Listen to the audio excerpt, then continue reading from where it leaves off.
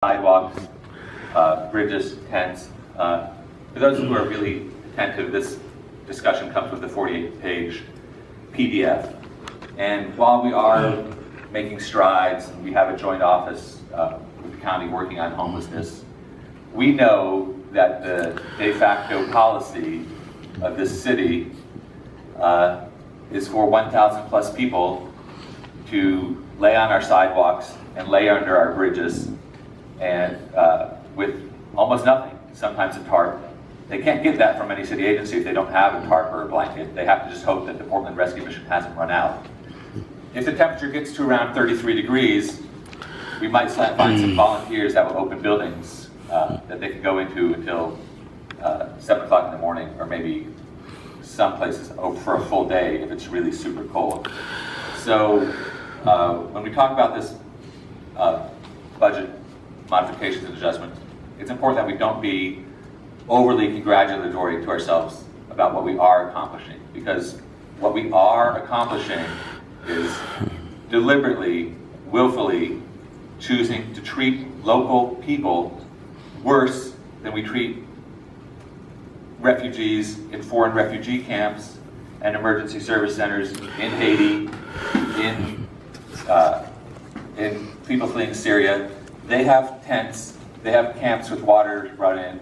The reason they don't have trash piling up and creating chaos in the Lentz neighborhood is because government agencies and NGO agencies service those people by providing them with hygiene facilities and trash disposal, which we don't do. We will intentionally, this year, keep about 1,000 people from having any safe, hygienic place to live.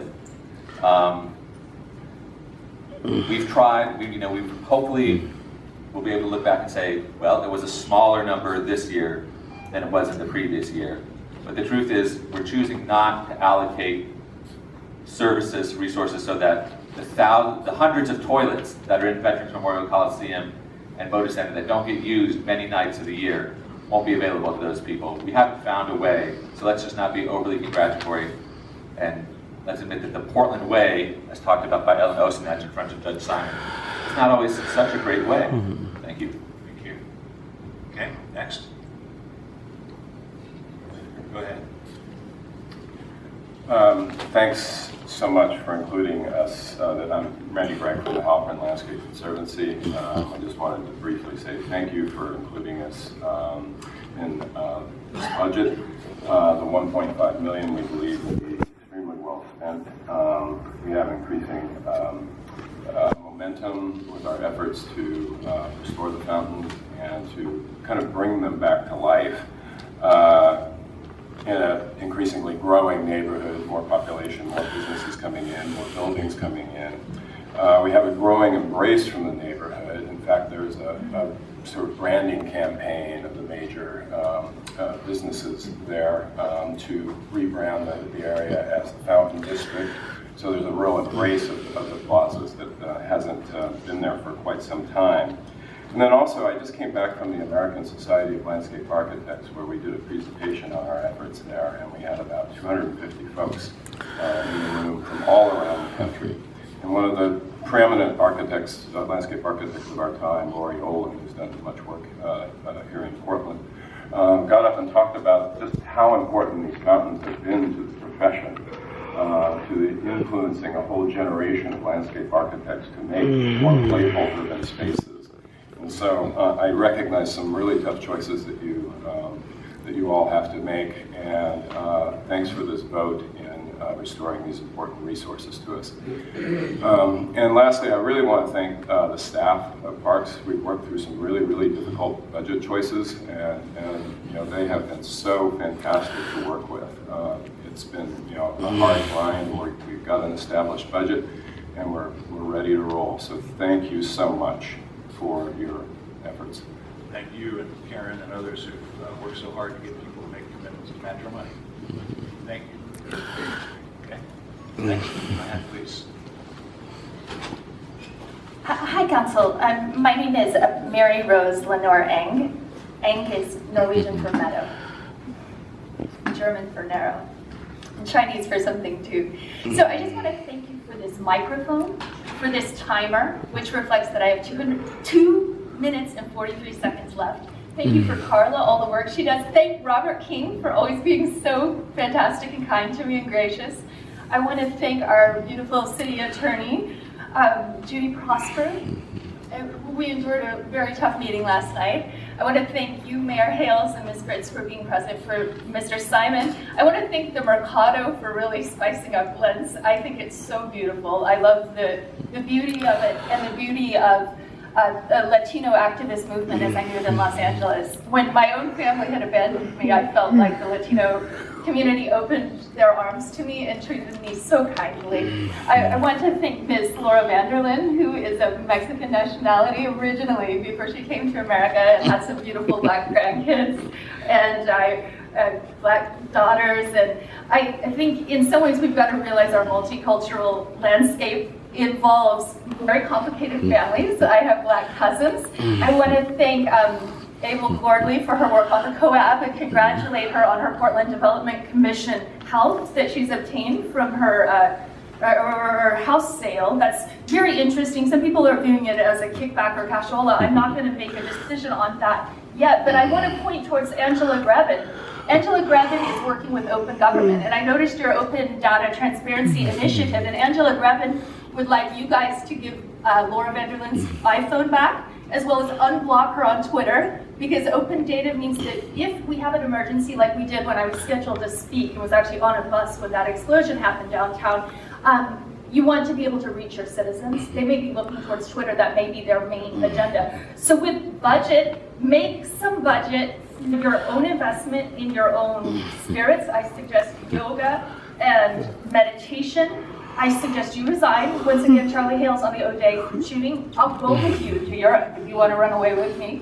And we can go to the Tate. I love the Tate Modern. I love the Tate galleries. We could, I don't know, do something humanitarian, go rescue refugees in the Mediterranean. But there's a point where city leadership requires dedication to the principle of riot prevention. And when you push people too far with not respecting their need for good leadership, you have to take accountability, sir, for the things you blame on other people when you pepper spray amputees and babies and children and women. And I don't condone rude or poor behavior, but I do recognize that we have a standard of decency that we need to ensure for all members of this community, including our G4S guards, including Michael Cohen, who I understand is then exposed for having some background problems and some brutality here. Thank you. Thank you.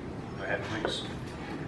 Yes, my name is Lightning. I represent Lightning Watchdog PDX on the Mercado food carts.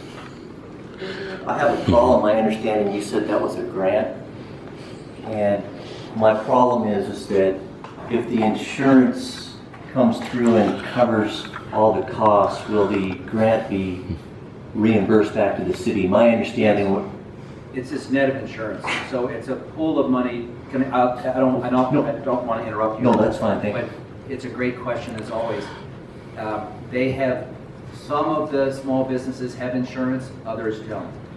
So the idea would be for those expenses that are not covered by some other source, we would provide the grant money to help them. And while I've asked for $20,000, I anticipate that we won't expend the entire $20,000, and we'll have PDC administer it so that there's a report back to council about what was a covered expense and what wasn't.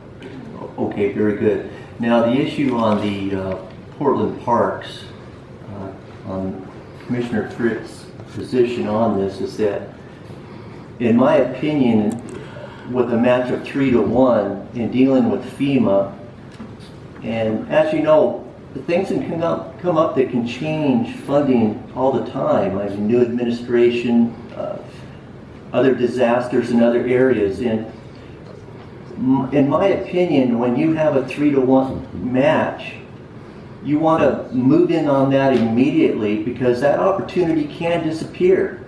And you don't want to hesitate.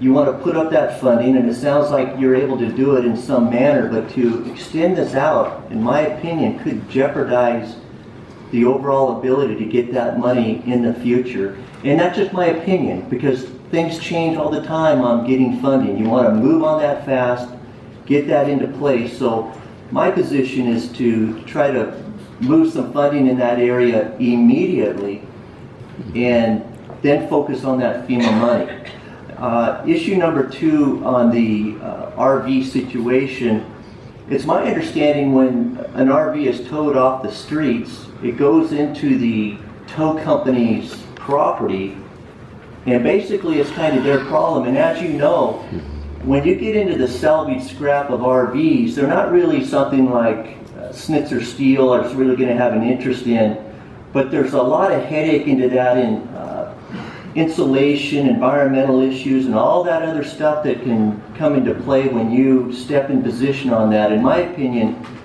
set it aside to the tow companies. That's your problem. That's what you specialize in, and you handle it, plain and simple. Keep the city out of that entirely.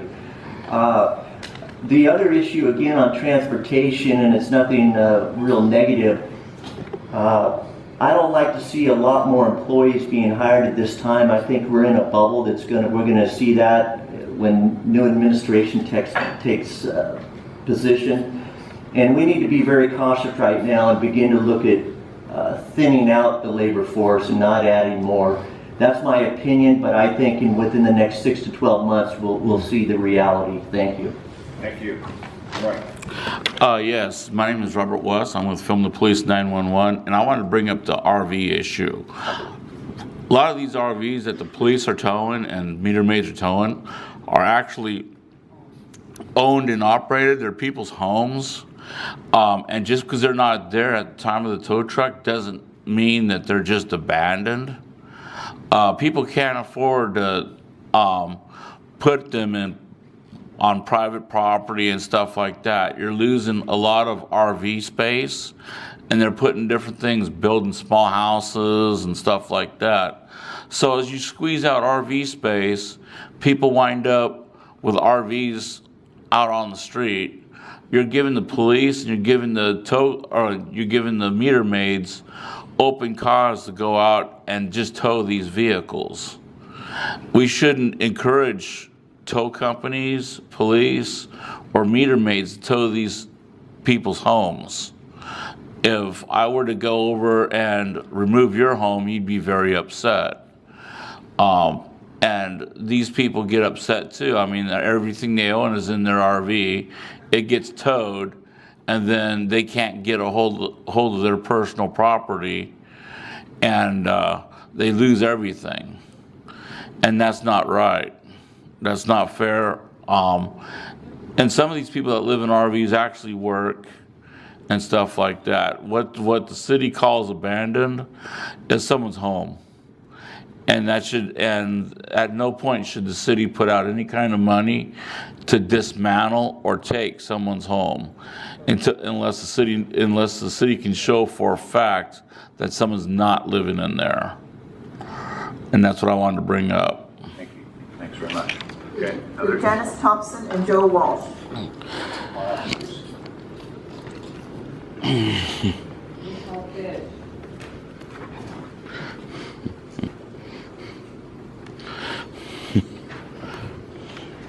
How was that? Go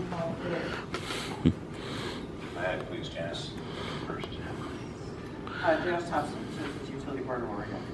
I'm here with some suggestions related